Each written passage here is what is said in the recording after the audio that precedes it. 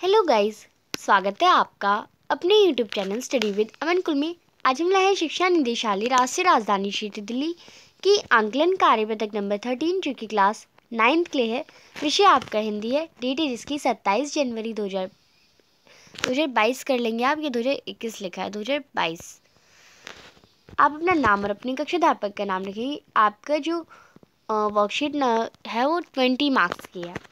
निम्नलिखित आपको इस गद्यांश को पढ़ना है और 1 से 4 ये जो प्रश्न है वो 1 अंक के हैं, 5 से 6 प्रश्न 2 अंक के हैं और 7 से 10 आपके 3 अंक के हैं। तो चलिए पहले गद्यांश पढ़ लेते हैं और इसी के आधार पर जो प्रश्न होंगे उनके आंसर करते हैं। प्रेमचंद का चित्र मेरे सामने है। पत्नी के साथ फोटो खिंचा रहे हैं। सिर पर किसी मोटे कपड़े की टोपी, कुर्ता धोती पहने हुए, कनपटी चिपकी और गालों की हड्डियां उभर आई हैं, पर घनी मूछें चेहरों से भरा भरा बतलाती हैं। पाँव में कैनवास के जूते हैं जिनके बंद बेतरतीब बंधे हैं। लापरवाही से प्रयोग करने पर बंद के सिरों पर लोहे की पतली निकल जाती है और छेदों में बंद डालने में परेशानी होती है। तब बंद कैसे भी कस ले जाते हैं।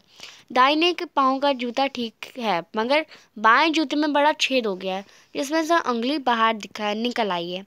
मेरी दृष्टि इस जूते पर अटक गई। सोचता हूँ फोटो खिंचवाने की अगर ये पोशाक है तो पहनने की कैसी होगी। नहीं, इस आदमी की अलग अलग पोशाकें नहीं होंगी। इसमें पोशाकें बदलने का गुण नहीं होगा। ये जैसा है वैसा ही फोटो में खिंचवा लेता है। मैं चेहरे की तरफ देखता हूँ। क्या तुम्हें मासूम मालूम है मेरे साहित्य पुरखे की तुम्हारा जूता फट गया है और उंगली बाहर दिख रही है। क्या तुम्हें इसका ज़रा भी एहसास नहीं है? जरा लज्जा यानी शर्म नहीं आई, संकोच नहीं हुआ या झेप नहीं हुआ कि क्या तुम इतना भी नहीं जानते कि धोती को थोड़ा नीचे खींच लेने की उंगली ढक सकती थी, मगर फिर भी तुम्हारे चेहरे पर बेपरवाही यानी कोई भी ना फर्क पड़ने वाला विश्वास है। अब इसी पर आधार प्रश्न है वो हम देखते हैं क्योंकि हम ये जो चैप्टर है वो पूरा पढ़ चुके हैं अपनी वर्कशीट में। पत्नी शब्द का पर्यायवाची शब्द होगा, तो पत्नी शब्द का पर्यायवाची आप लिखेंगे बीवी और गृहिणी। दूसरा है कुर्ता शब्द का तत्सम, तो कुर्ता शब्द का तत्सम हमने देखा आप कुर्ता शब्द का दोनों ये तत्सम और ये तद्भव हो जाएगा। कुर्ता जो लिखा है वो स्टार्टिंग में वो तद्भव और इसका तत्सम कुर्ता। नेक्स्ट है आदमी शब्द का समानार्थी शब्द, तो समानार्थी यानी सेम एज, तो आदमी का मानव इंसान। फिर है बाहर शब्द का विलोम, तो बाहर का क्या होता है? अंदर होता है, ऑफ कोर्स सबको जानते हैं। अब पांचवा प्रश्न है साहित्यिक शब्द में मूल शब्द और प्रत्यय। मूल शब्द और प्रत्यय निकालने हैं आपको, तो साहित्यिक में मूल शब्द साहित्य हो जाएगा और प्रत्यय एक होगा। फिर लापरवाही शब्द में उपसर्ग और मूल शब्द अलग होंगे, तो मूल शब्द और उपसर्ग अलग करने हैं। तो उपसर्ग तो इसमें ला हो जाएगा, ला आप नीचे कर लेंगे आंसर 6 में, और मूल शब्द परवा हो जाएगा। नेक्स्ट है क्वेश्चन नंबर 7। गद्यांश के अनुसार प्रेमचंद को किस बात का एहसास नहीं था? उन्हें यह एहसास नहीं था कि उनका एक जूता फटा हुआ है। एहसास शब्द से आप क्या समझते हैं? तो गद्यांश के अनुसार प्रेमचंद को बाएं जूते में बड़े छेद के कारण अंगुली के बाहर दिखने का जरा भी एहसास नहीं था। एहसास शब्द का आशय कि किसी के ख्याल या अनुभव से। 8वां प्रश्न है गद्यांश के अनुसार प्रेमचंद को किस गांव के जूते में छेद है? जूते में छेद होने का पता कैसे चलता है? तो गद्यांश के अनुसार गांव की जगह आप पाँव कर लेंगे कि प्रेमचंद के बाएं पाँव के जूते में छेद है।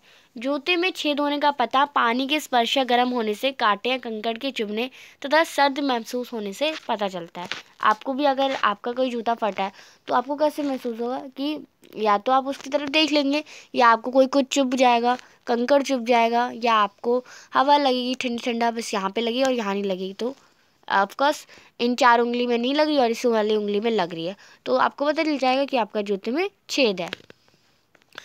9वां प्रश्न है गद्यांश के अनुसार लेखक को कैसा लगा कि प्रेमचंद की पोशाकें अलग अलग नहीं होंगी?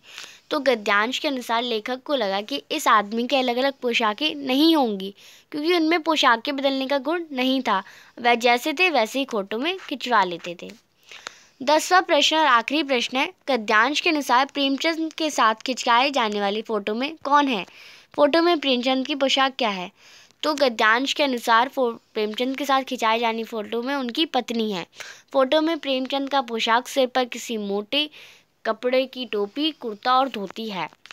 तो आप इसे कर लेंगे। ये थी आपकी आज की बहुत आसान सी वर्कशीट और असेसमेंट वर्कशीट थी। एंड आई होप आपको समझ आ गई होगी, कर ली होंगी और चेक करवा ली होगी। चैनल को सब्सक्राइब नहीं करा तो जल्दी से सब्सक्राइब ज़रूर कर दें और वीडियो को ज़्यादा से ज़्यादा शेयर करें अपने क्लासमेट्स के साथ, दोस्तों के साथ, एंड चैनल को सब्सक्राइब ज़रूर करें। Thanks for watching, bye bye guys.